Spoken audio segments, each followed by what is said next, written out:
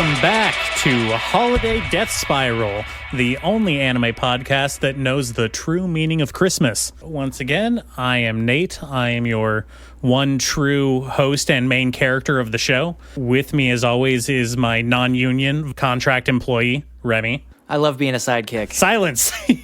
You'll talk when I tell you to talk. Okay. What? We're back. Did we do some anime? I did some anime. You did some anime. I did some anime. There's also some anime news that we should cover before we get into that anime. Just been itching to put that degree into work. I know. Hey, don't diss it, okay? I spent a lot of money on my bachelor's of journalism degree. Yeah, every time we don't do news, I can see you just itching. The reporter's itch. God, I didn't waste it. Well, go ahead. Reporter, man.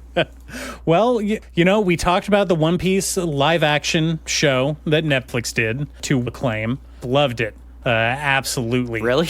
Oh, yeah. Big time fan. Okay. And all right. Which is why I was very excited to find out that Studio Wit, the studio that animated Spy Family, has been contracted by Netflix to do the first ever anime adaptation of One Piece. Yeah, it's nice to finally see One Piece in true animation. Well, it's so strange that they slept on such a titan of a manga for so long. It's been around for, 35 years?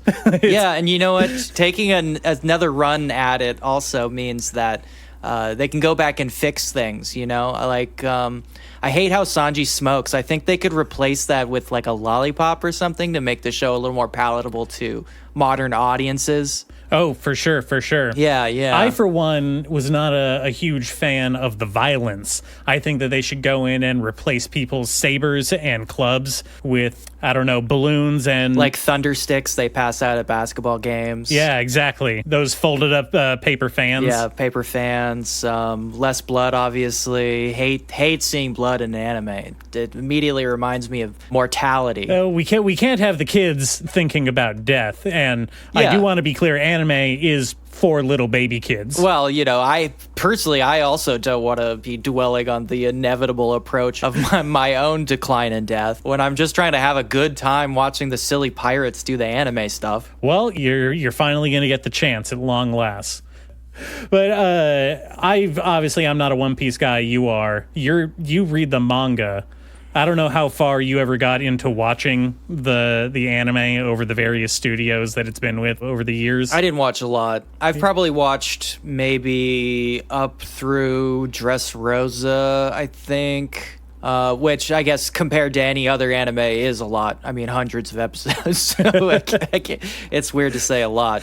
So when you're talking about One Piece, the sense of scale kind of goes out the window immediately. Yeah, we're talking with large numbers here, obviously. Yeah, the thing was originally I watched up to and through Alabasta, and immediately was like, well, I'm gonna keep going. I should just stop watching and just read the anime because it's obviously better.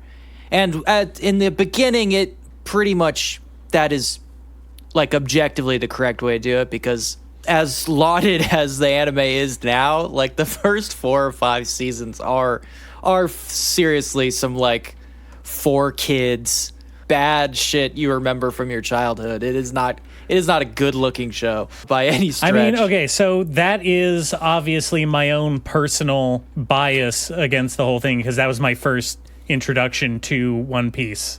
Right, in any way, was the bad 4 Kids dub with the bad animation in 2002, and I was like, what's this? What's this weird rap theme song that they're trying to do?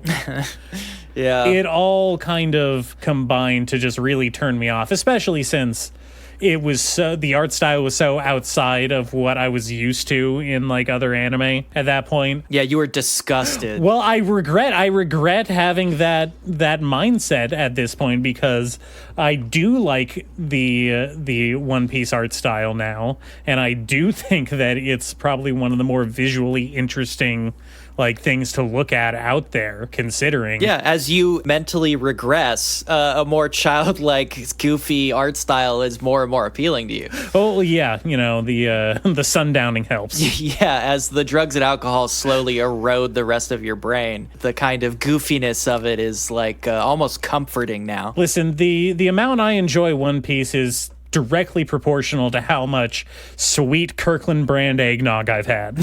Yeah. Well, there's never been a better time to power through those early seasons so that you can get to the good stuff, like cracking a Christmas walnut, getting to the meaty goodness inside. Okay, why would I do that instead of just starting fresh with the Studio Wit adaptation of East Blue? Well, because the Studio Wit adaptation is probably going to follow this new anime trend of releasing 4 episodes per year, and you will literally never make it out of the first arc. Again, we are talking about an economy of scale when it comes to One Piece. You need to invest some time if you want to get anywhere at all. Yeah, but the whole point is that they don't have to do all of One Piece. They just do the beginning seasons that are bad. And then, once you get up to the better stuff, then it's easy sailing, so to speak. Yeah, again, I cannot stress enough that quote-unquote beginning stuff covers hundreds of episodes.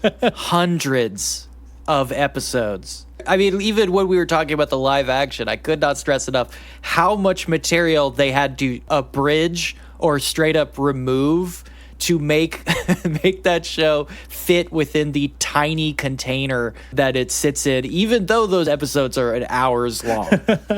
You are not going to be getting hour-long episodes from Wit Studio, my man. It's going to be 20 minutes. You are going to be inching along. Well, you know what? Maybe that's okay for someone like me. Maybe it's time to give it room to breathe. One of the big drawbacks of One Piece is the monumental weight of everything that goes with like getting into it, right? No, I don't. What do you mean? What are you talking about? It's so big. It's intimidating. That's because you're a big scared baby. Just get over it. Its giant throbbing chapter count makes me blush. People don't talk about this shit when it comes to anything else, It's like when people talk about reading Lord of the Rings or whatever, they're not like, oh my god, the page count in there, I can't possibly read this whole book. It's like, you just read reading it. all of One Piece is many times longer than reading Lord of the Rings. It's not, though, because Lord of the Rings is full of words and One Piece is just silly drawings. You can blast through it. Calvin and Hobbes takes longer to read than fucking One Piece. There's more words per page. All right. I'm sick and tired of hearing the fucking excuses from everybody. It is just silly drawings. You can blast through this shit super fast. It does not take that long. All right, moving on to my next point of news I wanted to bring Fine. up. Jeez. New human rights violations from Studio Mappa. They announced that they are releasing the Chainsaw movie just shy of 3 weeks from now. Chainsaw Man movie, Reze arc, or the Bomb Girl arc, whatever you want to call it. Yes, Bomb Girl, as the name Reze translates to in English. Yeah. Bomber Girl. Why was there never a Mrs. Bomberman spinoff? There was. There was? If you play the later games, yeah, like Bomber Girl is in there. Playable character. In a character in his game, but it's not the same, where there was very clearly 2 game franchises of Pac-Man and then Mrs. Pac-Man. Well, yes, the Mrs. Pac-Man is not Pac-Man 2. The his and hers video game duality concept died off quite a long time ago, a little bit before Bomberman really hit its stride. I mean, the entire concept is kind of like incredibly insulting when you think about it. Nintendo keeps trying to revive it with the Mario and Peach games. Yeah, slowly bringing it back. I mean, I think if they really looked into the demographics of the sales, they would find that probably the Peach game is much more popular with the male audience. That's an old school mindset. Everybody plays video games now, Nate. You got to catch up. Oh no, I didn't go woke and now I'm going broke. That's right. I would be excited to see if this Chainsaw Man movie actually comes out in theaters here. You think it has that kind of pull to get a theatrical release? Well, no, that's what I think is a 50-50 chance it will or won't. I know the Jujutsu Kaisen movie, Jujutsu Technical High School Zero, whatever it was called, did not get a theatrical release here, though it did in like other countries, which kind of pissed me off. I think Chainsaw Man is probably more popular internationally than Jujutsu, though. So who knows? It's pretty hot right now. Yeah. Even if just to honor the people who are drawing these frames out until their fingers are just bloody stubs, to go see it in an actual theater with like a nice high quality resolution and good sound. I mean, the reason this stood out to me is because, we mentioned before the news about all the crunch time and bad conditions the animators at MAPPA have been basically, kind of under their breath talking about online pretty openly these days. And this announcement's coming right fresh off the heels of that and the end of Jujutsu Kaisen Season 2. So it's like they have literally no downtime. They are just cranking these things out at an inhumane rate. Well, yeah, they've kind of consolidated power in their mad rush to glory and fame. I mean, I do want to be clear, if this does go to theaters, I will be contributing to that torment, both financially and emotionally, with my support for the film. By the time it hits theaters, there's not much you could do. I mean, they've already been whipped and beaten bloody. Listen, they're already dead, so... Yeah, they're already dead. Who exactly are you punishing at that point? I watched Blood the Last Vampire the other night, and that's a production IG from like early mid 2000s, and it got me thinking about the production IG thing, because now that MAPPA is sort of dominant in this way, it had me thinking about production IG in sort of the same light. And the production IG was rising sort of in the same time that like Gainax was falling. Uh-huh. And at the time that they were also in MAPPA, like just kind of absorbing every possible thing they could get their hands on. And just trying to muscle out the competition by producing just slightly higher quality stuff at a consistent clip. And, we could see what happened to them. They could not maintain that pace. Now they've kind of become more of a support studio, if that. I'm interested to see how long can MAPPA actually keep the burn going until they just drop the ball and have to become Production IG and all these kind of legacy studios at this point. Like, well, I mean, a support studio to whoever comes in and says we can do better quality work for even cheaper. It's very clearly that whoever is making the decisions does not give a shit. When all of this was kind of hitting the news, the president of the company made a public statement saying like, "Yep, we're not slowing down one bit. We're just going to keep getting new contracts and keep making more anime until we don't." Yeah, until the entire thing blows up. Yeah. So I think that at least that guy, he's riding this thing out until the fiery end. Yeah. We just read, I sent you that link for this article by the original creator of Gundam, talking about how he kind of foresees anime hitting this peak right now, and then like 5 or 6 years from now, just like bottoming out. The way he's talking about it is more about a massive cultural shift in the way that, all things become popular for a while and then kind of phase out over time. I mean, we absolutely are due for a cultural shift away from anime being a good thing. Morally, anime has never been good. It's not a good thing. It is markedly, objectively a bad thing. But culturally, the cultural popularity-wise, I do think the current level is not sustainable, but I think it has more to do with this actual labor issue, because the labor side, the economic side is very much not sustainable. People cannot continue working in this way. Either there will be massive labor movement to unionize animation, and that will scare off the money people, or these guys will just drop down. Oh, he's doing the thing with the fingers. That means money. Yeah, he's doing the money thing. Either one of those things is probably going to happen within the next 5 or 6 years. And that will be the end of whatever anime is right now. Whatever anime is right now is not sustainable in any way. So yeah, I will be very curious to see what happens. And it will be in part to this fucking MAPPA shit. It absolutely will. Yeah, well, this mindset, these working conditions, it's if everybody is doing this, and like, let's face it, Mappa's not nowhere near the only studio where it's like this.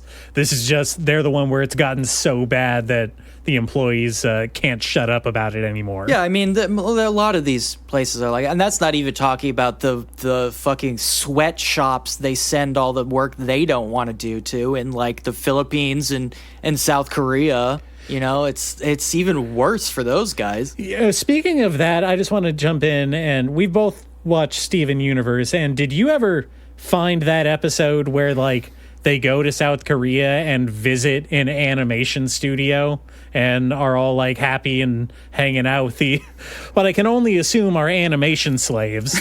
Did you ever find that like weird and disturbing? You know, I don't remember that much. I think that's from the part of Steven Universe I've mostly blocked out of my mind. I kind of think, when I think Steven Universe, I kind of really think of just that first episode. I gotta be honest. Like the pilot or the first episode? Yeah, like when they fucking fight the giant centipede, and that's pretty much it. All that other stuff is kind of, it's faded into haze, a kind of brain fog. I mean, that makes sense because you are a 35-year-old man. Yes, 45-year-old man, please. I'm not embarrassed about that. Being a 55-year-old anime fan.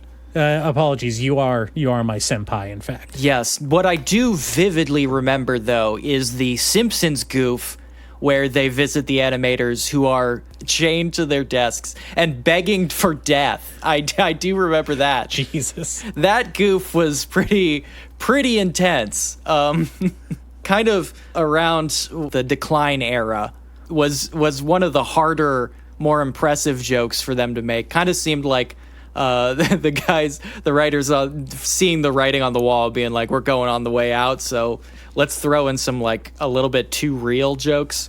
I mean, I'm surprised that they let it get on air. I can't imagine executives were too happy afterwards. Why would they give a shit? Honestly, like literally, why would they care at all? Actually, maybe the fact that they got it on there in the first place is indicative of the nihilism coming top down from. It's like every single joke they made for the first 7-8 years of like, hey, Fox is literally evil. Like, it's an evil corporation filled with like quite literally evil people, and those guys didn't give a shit. They thought it was funny. They could not care less what fucking Simpsons fans think about them. Like, that's the thing. And this is also directly into Mappa stuff. Like, the investors and pencil pushers at Mappa, they don't care. They don't care that these guys are, like, burning themselves out. They could not care less as long as, like, the returns are still coming in. I mean, that's why I believe that we have a moral imperative to pirate media whenever we can. Yes, that's definitely going to solve it. Me not paying money for something is the same as activism. Yeah, definitely. Yeah, that is the most white podcaster thing I've ever said. No, it's not. But I get what you're going for. I'd like it to be. No, you know what? The problem is that like I do think pirating stuff has cultural value in the way that like everything is becoming transitory on the internet. Well, yeah, media preservation is probably the best argument that's for. That's the only actual moral good that piracy has is the media preservation side of it. But that doesn't work if you're streaming stuff. Like, you need to actually be putting it like in a physical place. Like, streaming is just empty calories. There's nothing good there. You need to be learning how to torrent in 2023. You need to be finding torrent sites. You need to be seeding. You need to be downloading stuff to a safe place, to backup drives. That is your moral imperative. Before, for the fucking David Zaslavs of the world, just obliterate all media that you care about. Hey, we can't talk about the boss like that. Did you see that Zaslav was talking about buying Paramount? He's on a rampage. I know. I can't think of anything more awful. Not that Paramount is doing great work right now, but the Paramount back catalog has some pretty important stuff in there. Yeah. If Zaslav gets Paramount and then just obliterates that catalog too, makes that shit completely unavailable for like anybody trying to stream, we are approaching catastrophic levels of media preservation at that point. All right, let's stop talking about the news. Let's talk about some anime. How about? enough doomsaying. Yeah, we're going down a dark path. I want to steer it back. Yeah. Hey, also the other reason, the actual reason all these guys don't care is because the Earth is gonna blow up soon. Like that is the darkest, most true side Okay, of it. all right, is that all right. Got it. I'm just saying. God damn it. Okay, yeah. So, did you watch some anime on this? We should talk about the anime on the anime podcast. Yeah, well, right? let's start. Tell me about Blood the Last Vampire, because you mentioned that. You watched that recently. Sure. It's an older production IG project. It's sort of weird because it's only like 40 minutes long. It's not an episode. It's not a movie. It's not really an OVA or anything like that. I'm not really sure why it exists in this form. It's really awkward because it's not quite long enough to tell like a complete story with like an arc and everything, but it's not short enough to be like a teaser for a longer series or whatever. It is very pretty. It looks great. More than half of it is in English, and not because I couldn't find the sub, but because like Production IG specifically designed it all around characters being American. Most of the action takes place on an American base in Japan. Oh no. Yeah, which is strange. It's strange. Not a lot of, at least from what I saw, not a lot of commentary on the fact that almost the whole thing is set on an American military base in Japan. It kind of just seems to be something you're not supposed to think about too much, but it's cool. It's really cool. Okay, so looks fantastic. I'm not sure what else to say about it. It takes place on a military base. What's it about, though?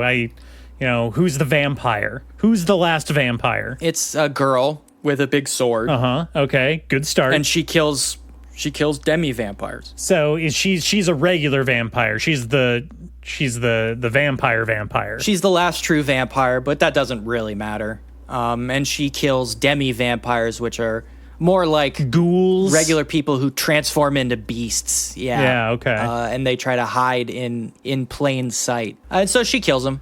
And that's pretty much it. Like I said, it's not quite long enough to tell a complete story. It's not short enough to feel like a tease at something bigger. It's a very awkward thing, but it looks great. Now, what if I told you that it is, in fact, a tease for a longer series that exists? Well, I know there is more blood. I know there's series, but this actually, it doesn't really have anything to do with that. It doesn't ever hint at a larger universe. It doesn't include any callbacks or anything. It is very sterile in that way.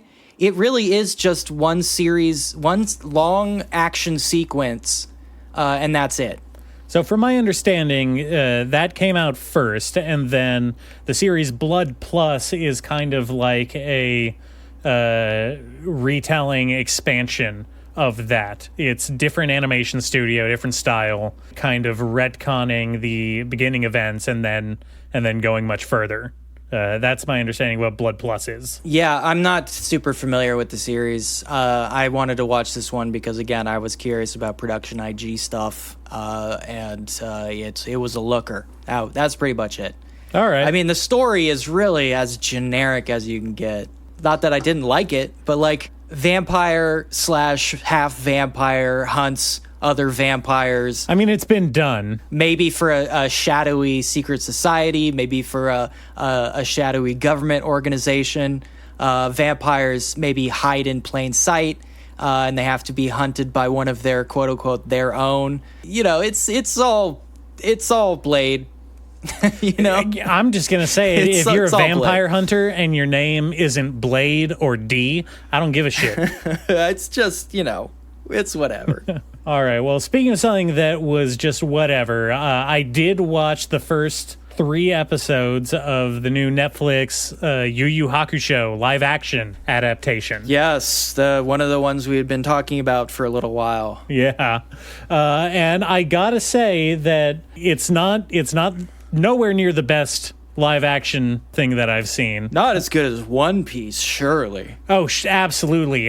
Nowhere near as good as the, honestly, Oscar-worthy adaptation. I know they don't give Oscars for TV shows or online-only releases, but that's just my opinion. It's too good for an Emmy, but it's not good enough for an Oscar. There needs to be another award show specifically for giving One Piece awards. Isn't that the Golden Globes? Yeah, I don't.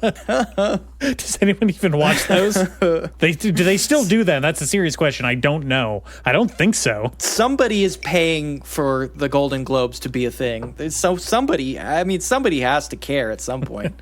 I've never watched a single Golden Globes, so I don't know. I've never met somebody who watches the Golden Globes. I mean, you could come up to me on the street and say like, "Hey, I'm a Golden Globe award winner," and I would be like, "Yeah, okay, probably." So, oh, it's just a Grammy. but I am gonna be honest. I regret clowning on it as much as I did when we watched the trailer, because I ended up kind of enjoying what I saw a little bit. Yeah, it was not the worst looking thing in terms of visual effects and like live action CGI quality. Well, why don't you talk about it in our particular live action scale? How are the wigs? How are the costumes?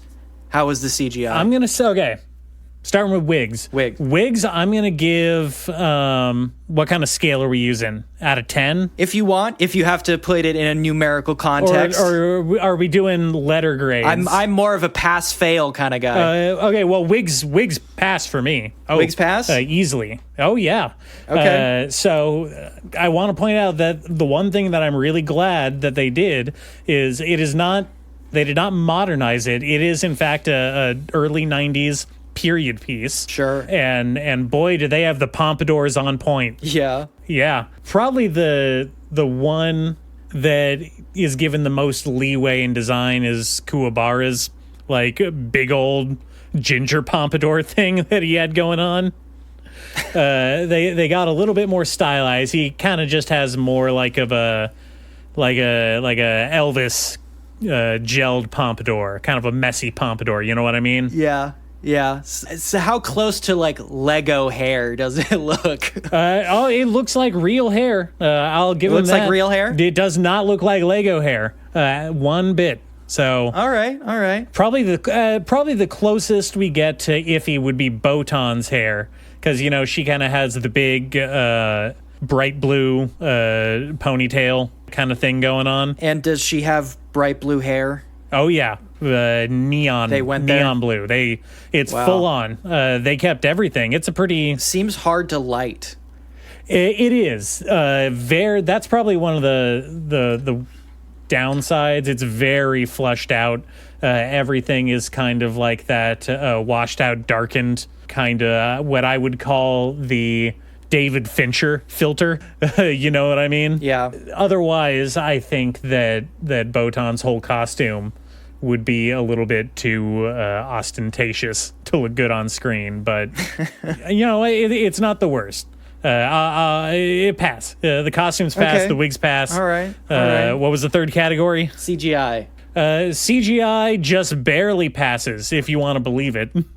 Yeah, it's not the worst. There's a scene in an extended fight scene in the second episode where he is fighting what is very obviously a visual callback to the classic kind of like Japanese big red oni ogre with the horns and the big beard and everything. Sure. And he's kind of going around with his magic ball, eating souls, sucking up souls from little kids. And man, do we spend a lot of time looking at that dude's CGI face, because it starts off as a regular kind of big dude, and then he transforms into his demon form at some point. So they do kind of like that weird CGI masking where it looks like a transformed version of him, Mike Myers in Shrek 5 kind of thing. Yeah. They do a morph. Yeah, they do a morph. Oh, man. We really are re-entering the golden age of morphing. But I want to point out that they also make very liberal use of practical effects, and they are not afraid to get wet and bloody with it. I was surprised to find out. Oh, yeah? Do people pop? People pop. In the first episode, cool. They have a kid turn into like a fly mutant monster. You know, a real Jeff Goldblum. Yeah. He dripping? Yeah, he's dripping. He's drippy? He's got like weird eyes like all over his face. One of his hands turns into a big claw. And he's channeling, you know, he's doing his best Bruce from Evil Dead 2, flopping around the cabin. Cool. He's jerking and shaking. He does the backwards crab walk from The Grudge at one point. It's dope. That's cool. Yeah, he goes for it. I'm into that. It did lose me a little bit when the Taguro brothers show up and the big buff Taguro does his like, I'm activating 30% of my strength, and he like inflates up like a balloon. Yeah. Yeah, it's real Popeye eating a can of spinach thing where his arms just puff up. All of a sudden, it's very funny. Well, I will say I saw, because people were posting it online everywhere, I did see the initial car accident. And putting aside how needlessly violent it is, I thought that did not look great. No? CGI-wise. Yeah, I mean, they opted for a very long, drawn-out version of the scene. You can jog my memory, but I believe in the anime, car hits him, and he just kind of goes into the windshield and bounces off. Yeah. The scene I remember, the scene that was being posted, is him getting dragged underneath a fucking moving big truck, crushed under the wheels, and like spit back out. Yeah, we get right up in the action there. It's brutal. I will say, you know, I agree the CGI wasn't, it was noticeable, but I was more taken aback by the brutality, like you said, with which they did this whole sequence. It's weird because, like, yeah, it's noticeably more brutal than in the anime, and also it looks bad, so it kind of makes you think, who made that call? Because it's pretty easy to just film somebody bouncing off a windshield. We've been doing that pretty consistently since, you know, the 60s, the 70s, maybe. I mean, I think that, well, I mean, first of all, this is Netflix we're talking about. You gotta get the blood flowing. You gotta get the bodies slapping to get those views, right? Once the bodies start slapping. People want violence. If it bleeds, it leads. That's why this ain't your grandpa's Yu Yu Hakusho, bud. This is a Yu Yu Hakusho that swears and punches people's heads off. In fact, he just has a gun. They got rid of the whole spirit gun thing altogether. He just has a gun now. He's popping hollow points. Yeah. Yeah, I don't know. It was weird. It's a weird choice. You know, that and the other choice that stuck out to me is they really linger in the first episode of doing this kind of It's a Wonderful Life kind of thing after he's dead, where he's like walking around and looking at all the people that are so sad that he's dead. And each time he's like, yeah, well, you know, they'll probably be better off if I'm dead anyway, because I'm just a delinquent punk. Very self-effacing.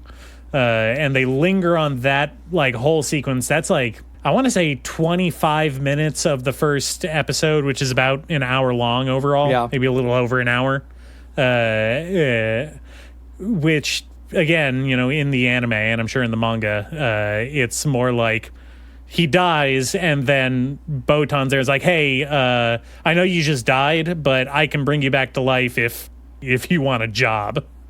In the show, he's like very much deliberating on whether or not he wants a job or if he just wants to stay dead, which, you know, as a millennial is a very relatable feeling to me, to choose between the peace of an eternal abyss or once again logging into a remote job. Well, it's not a job. He is law enforcement.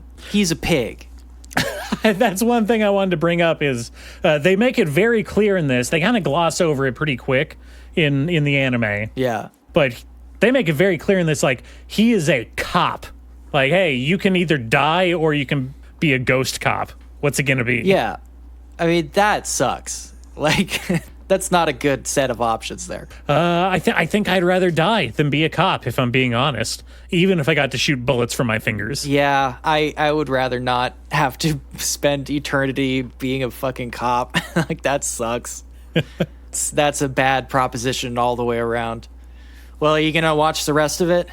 Yeah, I think so. I think what I'm more interested in is the pace at which they're moving through the story, because I'm 3 episodes in out of 5 that are released right now, and it's carried me all the way through the training arc with the old lady, spirit detective, and so they're fast approaching the Dark Tournament. Like, we are speed running this story. Yeah, even faster than the anime, right? Like, oh yeah, definitely. It cares even less than the anime about having any kind of traditional narrative.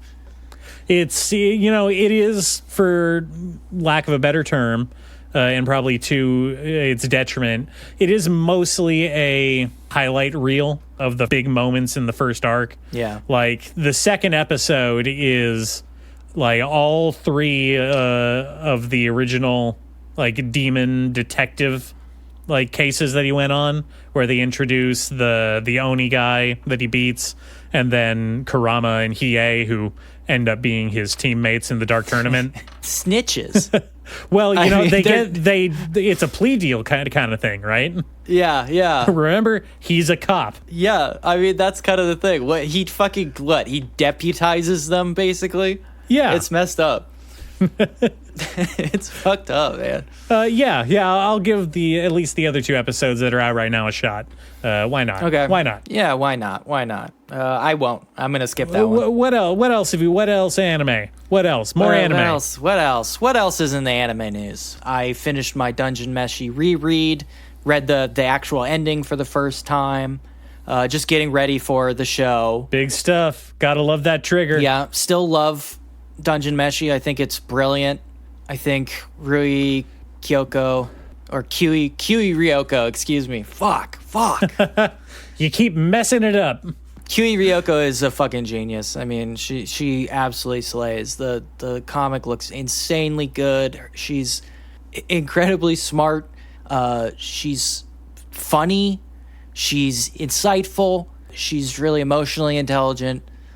She makes basically the only funny Monty Python reference I've ever seen in a manga. That takes a lot of skill to pull off.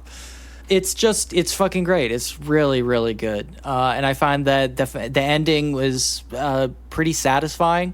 It definitely wasn't what I was expecting when I went in the first time, like, I don't know, 3 years ago, something crazy like that. What was its chapter count at the end? Not that many.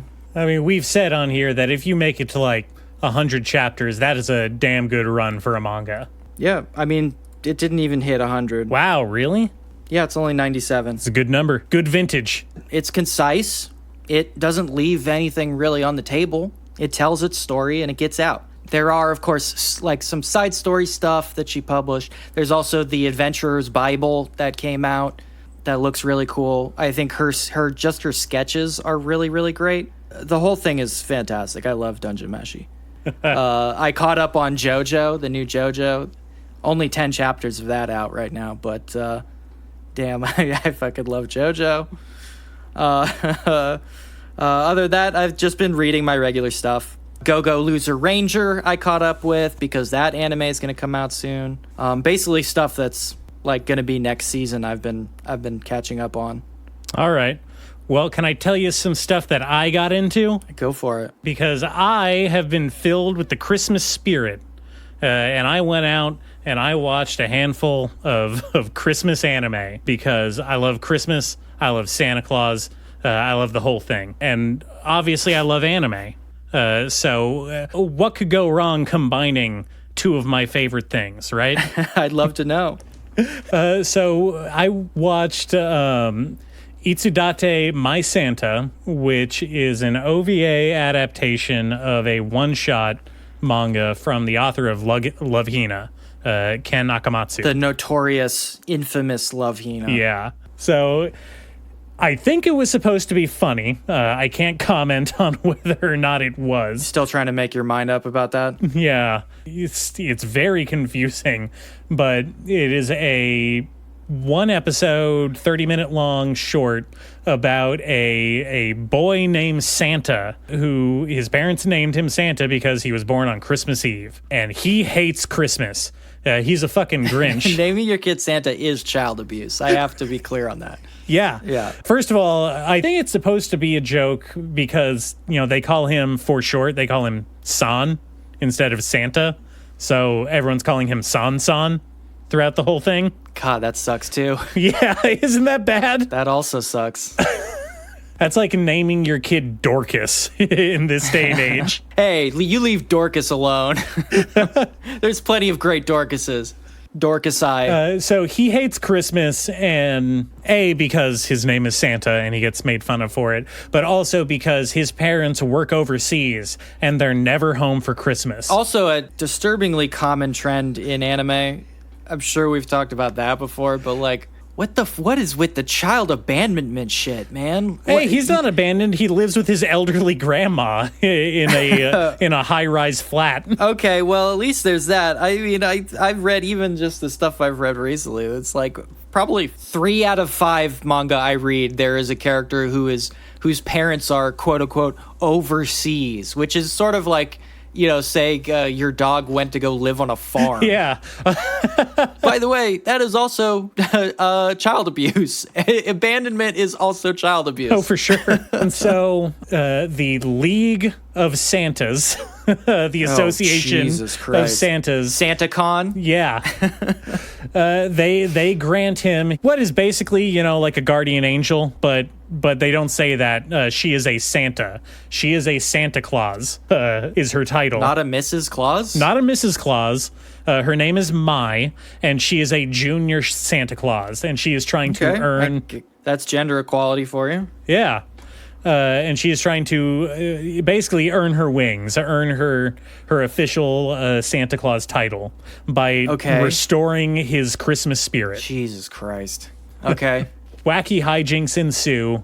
I don't know how familiar you are with Ken Akamatsu and his catalog of work, but many an embarrassing and borderline sexual assault scenario ensue. Naturally. Yeah, which is probably the worst part because at this point I should mention that her whole deal is that, like, she looks like a middle schooler, and he keeps making fun of her for that fact. Like, yeah, in universe, this is a thing people talk about. Yes. There's one scenario where she blurts out some kind of embarrassing phrase or something. She says, like, hey, why don't you let me sleep in your bed tonight? Naively, but and everyone is kind of like, oh, wow, middle schoolers sure are something these days. They say that out loud. So wait, how old is our main character, by the way? I believe he's supposed to be either a freshman in high school or late third year middle school, I guess, is their grading convention. So what, 16? No, I would say he's probably like 13 or 14. Wow. Yeah. And she is also, and there's the classic setup where he walks in on her on the shower, or where he walks in on her in the hot spring, or where he walks in on her in the bathroom. Classic Christmas stuff. Yeah, of course. Yeah. Whomst among us. And then through... Why does he have to be 13? Why is that the choice you make? I don't get it. I don't want to hear that from you. I'm not defending this, but I don't want to hear that from you after you sold up Boku no Kokoro no Yatsuyaiba to me. If you want to get into the age thing, I will. I'll defend that to my death. That is actually an appropriate choice for that series. For here, it sounds like they're not even in school. It sounds like these are just two random people in a random scenario. I mean, he goes to school. Part of it is she kind of does a Ghost of Christmas Present to him, and I kid you not. So one reason he gives for hating Christmas is that because his birthday is on Christmas Eve, no one ever comes to his parties. And so Sure. Christmas baby. This is a well-known phenomenon. Yes. No one ever came to his birthday party. And so she does a Ghost of Christmas Present on his ass and takes him to all of his school friends' Christmas party. And they're all standing around like, man, why doesn't this guy ever come to the birthday party we throw for him every year? What? Yeah. What? Huh? Excuse me? What?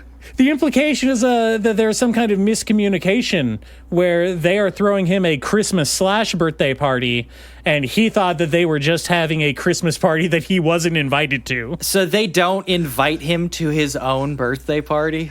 That's kind of the takeaway that I got from it. That's how the math works out, right? They just expect him to come to the party without any prompting at all? You know what? I can't speak to people for people with social anxiety. Okay, you know this is psycho shit. This is a product of a disturbed mind. And so, you know, after all of these very funny scenarios, very funny, very cool, very legal scenarios. Oh, I'm laughing over here. This sounds great. It's really funny. He does, in fact, finally get his Christmas spirit returned to him when his personal Santa Claus flies him to Africa, and he realizes for the first time that the reason his parents can't come home is because they are tutoring African orphans, and they need them more than him. Great, cool, man. Yep. Very cool stuff. And so his Christmas spirit returned after realizing that his parents are good people who did abandon him, but for totally moral and cool reasons. So no one is talking to this kid. No one tells him it's his birthday party. His own parents don't tell him where they're going or what they do. No one talks to this guy. No, I mean, he's kind of annoying. He's not super fun to hang out with. Like, I get it.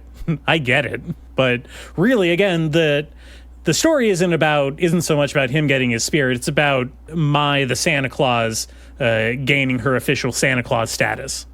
That's really the crux of the narrative. And does she bring him presents? No. In fact, he regains his Christmas spirit, and she turns into a totally adult, large, buxom blonde woman. And then they start dating. What? Yeah. Wait, for real? Yeah, no, for real. That actually happens? That happens? That happens. What? So she doesn't give him any presents. Nope. But she does turn into Santa. Well, no, her present was returning his Christmas spirit to him. But a gift is not something you return to somebody. Let's be clear here. Hold on. That is not a gift. Well, remember, he was named Santa, born on Christmas Eve, never had a birthday party. He never had Christmas spirit. He didn't lose it. He needed new and fresh Christmas spirit that he never had. Christmas spirit includes getting gifts. I'm sorry. I don't even like Christmas, but I am a Christmas gift fundamentalist in this regard. And you cannot count turning into a big sexy anime lady and then dating you as a gift. I do not count that as gift territory. So this does not understand what Christmas is, and it's just repulsive on a fundamental level. Yes. So obviously I had to go cleanse my palate and watch something that would return my Christmas spirit to me. Right? Sure. Which is why I went and watched the Love Hina Christmas movie. So you didn't get enough. No, in fact, I needed to dive further into the psyche of Akamatsu Sensei to make some kind of sense of where that story came from, because obviously Love Hina is his big one. That's his baby. That put him on the map, right? Everybody loves Love Hina. Yes. The completely unproblematic harem originator. And being a connoisseur of trashy rom-com anime, myself, I had to go back and revisit the roots right? You know, the originator, like you said. This is kind of where the DNA for the entire harem genre comes from, I would say. And let me tell you, I was not prepared for the fact that this is, in fact, Ken Akamatsu's Stephen King Dark Tower moment, because he's in it. He's in the movie. Uh-huh. How so? So the premise of the movie is Keitaro, our main character, who, by the way, it really was good to get a fresh eyes on some of these characters after so long. And it really made me appreciate how even the worst rom-com like manga and anime these days has the decency to have a gimmick, because the whole premise of Love Hina and this dude as a character is just like, he's boring. There's no redeemable or attractive qualities about him. I mean, that is the curse of being the progenitor. The Seinfeld syndrome. Sure, yeah. You always end up seeming more bland compared to your descendants. So the premise of Love Hina is a little boy, when he was a little kid, had a childhood crush that told him that if two people go to fucking Tokyo University together, then they'll always be together. Strivers, man.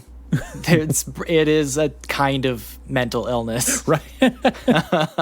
So the Christmas movie must take place at some, like, in between some focal point in the actual main narrative of the anime, because Keitaro has a broken leg for the entire movie, and it's never explained. They just assume that you know why his leg is broken, which is actually a detail that I thought was kind of fun, because I did not remember how he broke his leg in the anime. Probably in a sexy accident. Yeah, almost assuredly. Yeah. And so Christmas is coming up. He wants to confess to his main crush, Neru, who is very obviously the childhood friend that he remembers and is trying to track down. Yes, of the harem, she is the Mario. She has the most balanced stats of the cast. Also, she looks exactly like she has the same hair as the little girl from his memory. That's kind of a pretty big giveaway. Well, yeah. So he wants to confess to her on Christmas. So obviously this is somewhere near the end of the series, because they've already come to the realization that they're crushing on each other. They're just too proud to admit it at this point, or too embarrassed. And he, through a hilarious series of mishaps, seems to misunderstand her meeting up with her father for a Christmas get-together.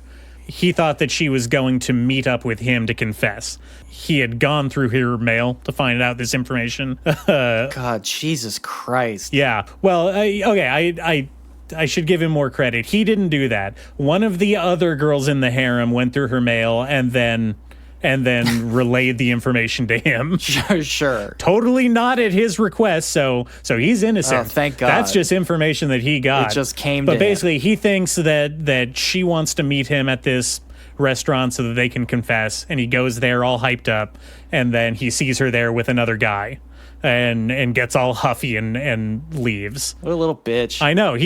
The entire plot revolves around him being an emotional crybaby. Yeah. Not that being emotional is bad, but he is, in fact, emotionally abusive, I guess I should say, in the way that he reacts. He is emotionally stunted. Well, his first action is to literally go into the arms of the first girl in the harem that he sees, and he's like, hey, babe, what do you want to do this Christmas? In front of Neru. To really drive it home that he's pissed off, He's a fucking little creep. Yeah, he is in fact a worse than a creep because of all the peeping that occurs. Yes, he is a full-on creep, but also just straight up a sort of intuitive emotional abuser. Yeah. Oh, absolutely. Yeah. And so this kind of... And he also does the work, just in general for the Love You thing. He does the thing I hate the most, which is the I'm just a little guy defense.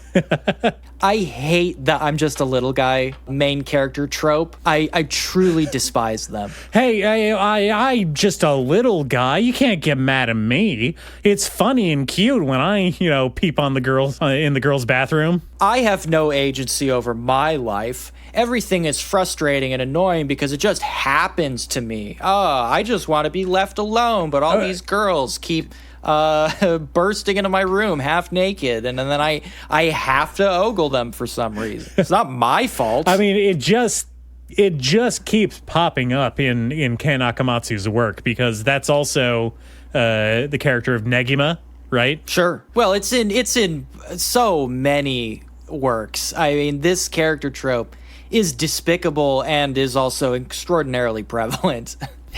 I truly hate them. Like, grow the fuck up. Yeah. So the main story is basically they're mad at each other now, and then they kind of spend all Christmas Eve trying to get back across Tokyo from different ends to apologize to each other in time to make up for midnight before it turns into Christmas. Okay. What does this have to do with Christmas? Well, you see, it happens on December 24th, which is, as everybody knows, baby Santa Claus's birthday. Yes. Is there any particular Christmassy stuff, though? Well, he buys her his way of apologizing is to buy her a sexy Santa dress. That's kind of Christmassy. God, I hate this so much.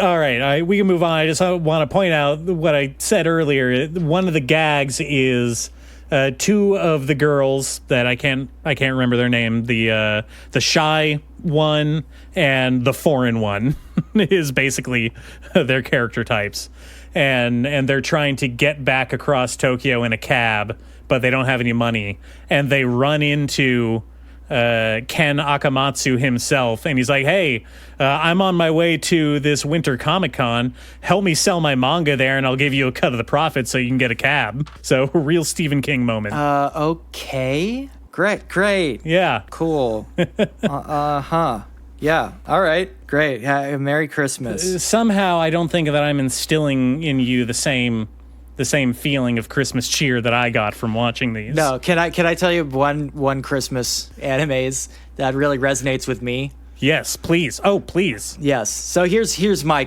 in my rebuttal to your Christmases. My anime Christmas comes from the Akasaka classic Instant Bullet.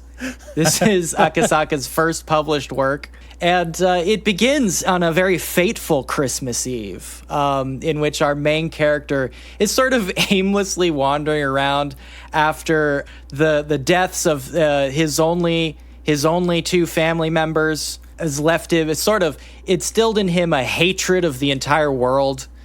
So he's sort of daydreaming about the end of the world on Christmas Eve. Yeah. And that's when he runs into a mysterious girl who introduces him to the world of instant bullets, which are the 20 people born with the power to end the world. And he discovers he's among them. Okay, so he's an apocalypse guy. Yeah, so on Christmas Eve, he discovers that he has the power to end the world, and it's basically the best gift he's ever received. So Merry Christmas.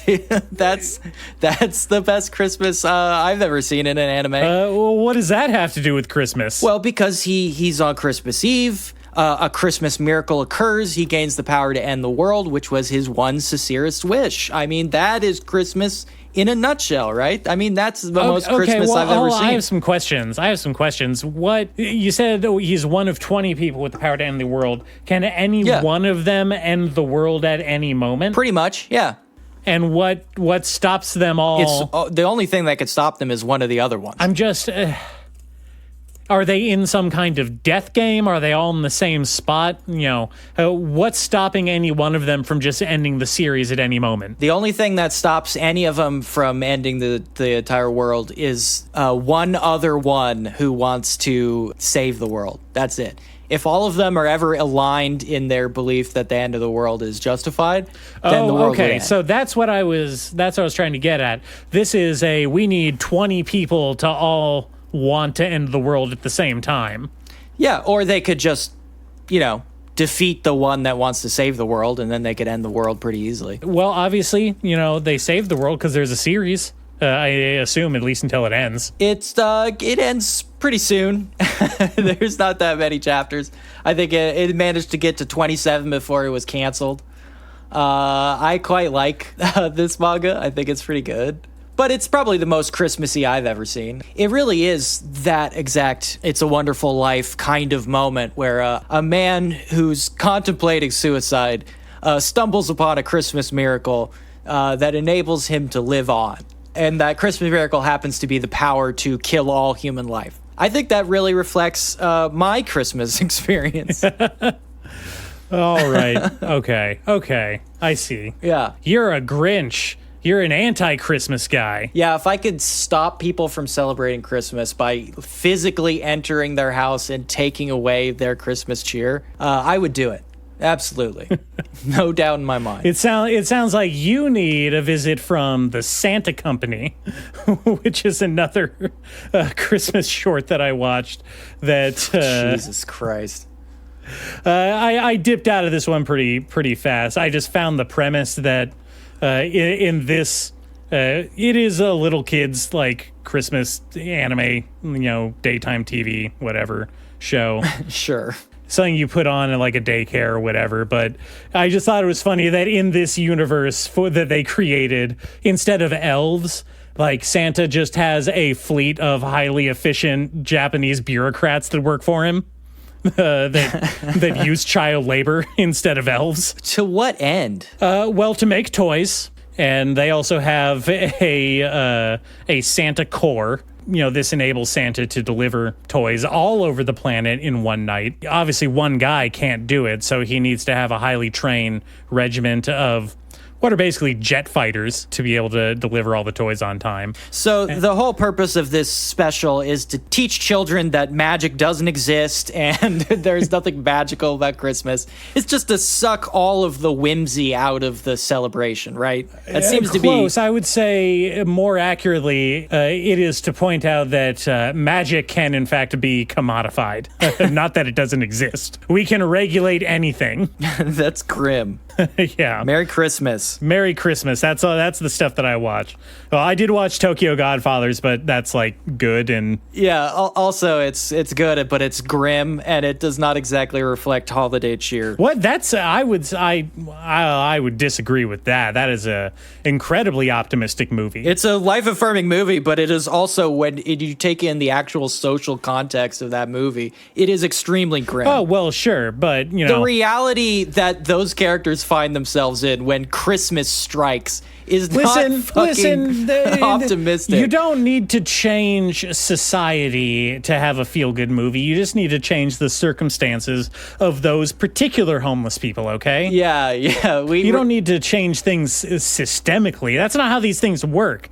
You just need to have a Jesus baby guide 3 specific homeless people that are down on their luck back onto a path of righteousness and also, have them win the lottery at the end. Yeah, That's all you need to do to get Christmas cheer. I don't know why you don't have Christmas cheer. Okay, all right. I'm sick of this. I hate Christmas. Let's take a break. I don't want to talk about Christmas anymore. Bah humbug. All right.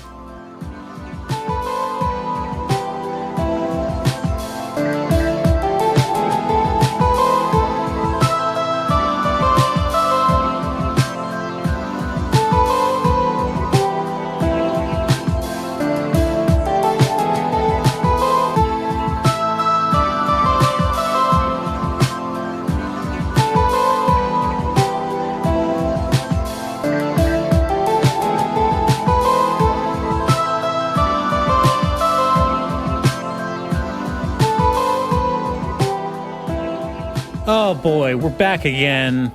Anime Death Spiral Holiday Edition. It's that time of year where we like to give back to the people in our lives, show appreciation for the support and the love that they've given us. Right, Remy? Oh, of course. And so in that spirit, I thought that we should tell the people what to get the anime lover in your life, the official Anime Death Spiral holiday gift guide. We picked out our favorite anime merch out there for that special someone. So to kick it off, this gift is going to be perfect for that weird uncle or aunt that you only see at Christmas that doesn't talk a lot but still is playing Pokemon Go for some reason. And that is a set of custom Pokemon cards where all of the art on the Pokemon has been redrawn so that they have big fat asses. Wow, yeah, that sounds great. Now that is official merch, right? Oh yeah, officially endorsed by Nintendo. Some of these you can even get signed by the Pokemon creator Shigeru Miyamoto himself. Wow, that's great. He says, this is a quote from Miyamoto Sensei. He says, it's a perfect gift for your wife. Pokemon lover, anime lover, this will hit true for both of them. Get them some fat ass Pokemon cards. Wow, I can't wait to see those under the tree. Yeah, available on Etsy. Yeah. Well, let me tell you what would be great for the office Christmas party, your white elephant. Oh, I never know what to get for those things. It's always so hard. Your coworkers are kind of hard to shop for, but there's no one who would ever be down when they open up their Christmas present. And it includes the ReZero, Starting Life in Another Word, Cafe Spoon, featuring the face of everyone's favorite character, Rem. Now, this is a collectible spoon. Wait, hold on. Rem's face is on the spoon? It's on the spoon. Everybody loves collectible spoons. This is not something only old grandmothers could possibly appreciate. Hey, listen, I've got my spoon collection right next to my Beanie Babies, and they are both appreciating in value. Thank you very much. Oh, yeah. Now, you can combine these, obviously, with your Lem spoon eventually when you get the full set. But this is a good starting piece, and it's definitely not made of lead. I know you're worried about that. It's only $12, so you're getting the highest quality metal material you could possibly ask for. This is definitely dishwasher safe. That sounds lovely. And anything you eat it won't poison you. By law in California. Yeah.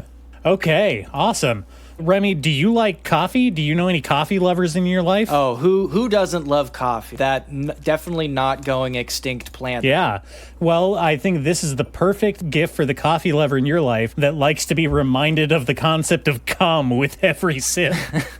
And that is the Sip Me Sentai Ahegoi coffee mug. You will see the faces light up with a blushy glow when they get a look of this beautiful porcelain crafted, hand-painted mug that does in fact show a anime girl's face being brought to the point of ecstasy with every sip.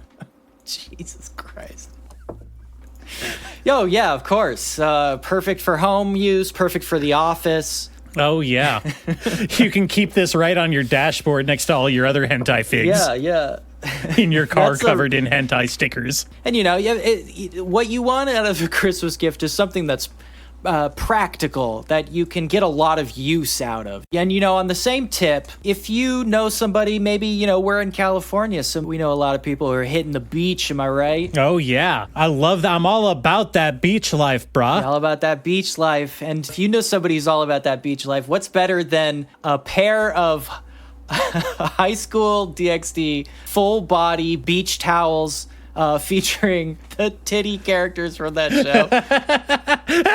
All your favorites like Rias Gremory or oh, sure. Yeah, or the other one, Miyama, fully with their tits out. That is going to make a huge impression on the various onlookers at the beach. Well, hold on. This isn't anything inappropriate, is it? It's appropriate for the beach, my man. Listen, I just want to whisk the moisture off of my glistening body onto Rias Gremory. Rias Gremory. I just want to towel off my body with Rias Gremory in peace, but I don't want people staring at me because I have some kind of porno towel out at the beach. No, I'm sure these are, of course, tasteful nudes. Of course. I can assure you. I'm just saying that wouldn't fly in certain circles, which is why this next gift is perfect for the anti-anime mom out there there.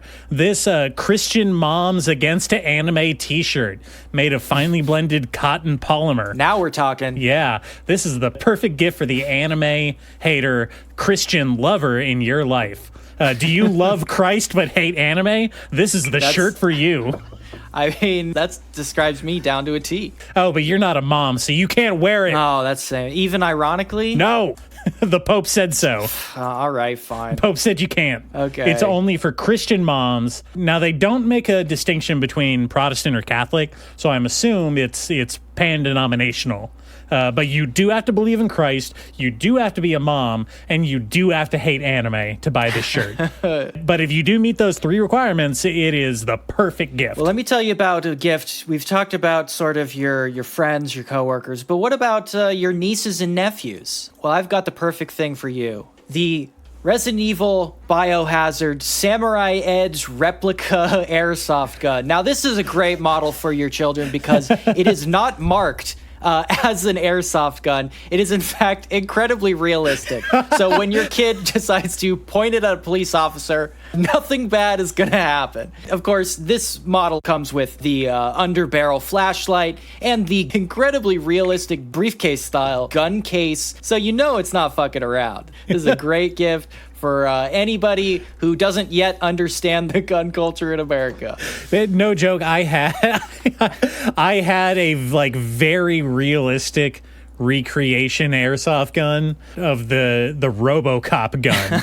You know, the one with the really long barrel. Yes.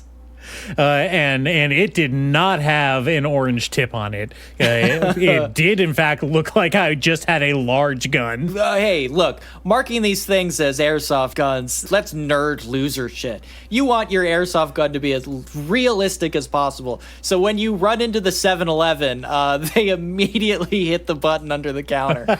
Let's see. This is my last entry here that I would recommend.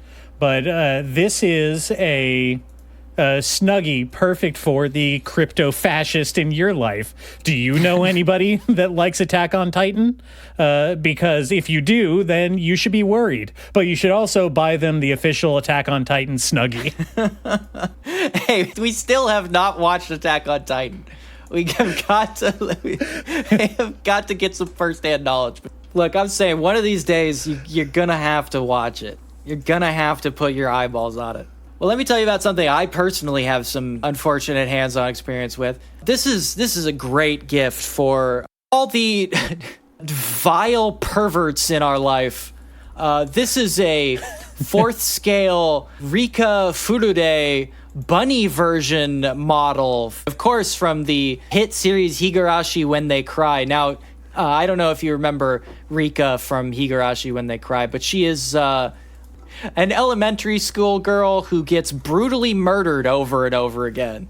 And what better way to memorialize her than buying this Playboy bunny-clad quarter-scale version of her to keep on your desk? Listen, we can't stress, this is high-quality stuff here. Very, very high-quality, easily cleanable vinyl components. Oh, yeah, and you know what you're saying.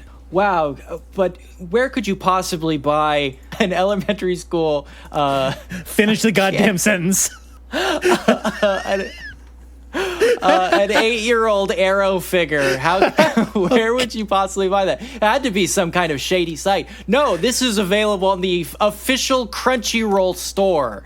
Only $316 at the Crunchyroll store. Could you buy this sexy elementary school figure? It ships straight to your door. In fact, you get $50 off your order of the Rika Furude quarter-inch scale sexy bunny outfit version. Well, okay. Now, I know what you're saying. Why would anybody buy a sexy version of an elementary school anime girl? I can only think of legitimate reasons. Yeah, why would anybody possibly want that? I mean, you'd have to be some kind of horrible degenerate to want that figure in your life somewhere where you could see it constantly. But let me tell you, yes, of course, she is an elementary school girl who acts like an elementary school girl and looks like one. But in fact, She is a reincarnated shrine priestess who has died and been reborn hundreds of times. So it's, of course, not perverted and creepy. Well, as we all know, age, unlike sick hours, does roll over between reincarnations. Yes, and of course, she gets brutally murdered before she ever makes it to adulthood. And you could say,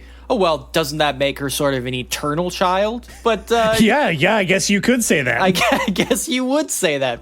But yeah, you're not supposed to think about it too hard, okay? Look, everybody likes... I can't finish that sentence. I fucking hate anime. I hate anime. Oh, God, it's the fucking worst, isn't it? Fucking hate anime, and I hate anime figures, and I hate you. I hate you, anime fans. I hate you. Well, the fact that this fucking thing exists is such an incredible indictment to the entire fucking anime culture. This is one of the most horrifying things I have ever seen. I cannot stress enough that this character not only is an elementary school girl, but her entire role, in fact, her entire existence, is to be brutally murdered over and over again for your enjoyment. But yeah, sure, let's make sexy quarter-inch scale figures bunny version. $316. Release date 12/31/24. Free U.S. shipping over $50. Maximum 3 per customer. Thanks, Crunchyroll. Merry fucking Christmas. Merry fucking Christmas, you degenerate pieces of shit. Oh, God, all right. That sapped the last of my Christmas spirit out of me. There's none left. I hate Christmas, and I hate anime. There's no good things here. Only monsters in these seas, it seems. There be monsters. Hey, we forget to mention it sometimes, but hey, this is the death spiral. This is where it ends. This is it. This is the drain that we're all going down. Yeah, the sexy elementary school bunny version figure, that is the drain we're circling. This is the anime death spiral. In that vein, when we were looking up all this stuff, we also saw the fig for Mima from the main character from Perfect Blue, and it's like, if that doesn't perfectly encapsulate the problem with all of this, I don't know what is going to break through to these people. Hey, did you watch Perfect Blue and think, man, they sure objectified that woman, but I wish I had her as an object, like a physical one. Not quite enough for my taste. What if I just bought an actual version of her? Wow, that would be great, wouldn't it? Hey, thanks, Crunchyroll. You're really doing great work out there, you guys. Crunchyroll, you're killing it, man. If you want to sponsor us, we're open. Give us a call. Yeah, hey, I could always use the money. Yeah, no. Okay, all right. I need to go recover from all this Christmas spirit. I'm so fucking mad. I hate anime so goddamn much. Are we done? You got anything left to say to the people, our beautiful and wonderful listeners? Listen, we didn't mean to snap at you people. We love you. You're great. You're perfect. You're one of the good ones. Look, I assume if you're listening to this, you also despise anime. So I'm sure you understand how we feel. Yeah. Okay, I think that's it. All right, handsome and beautiful listeners, Merry fucking Christmas. And a happy new one. Yes, happy new one. Bye. Bye.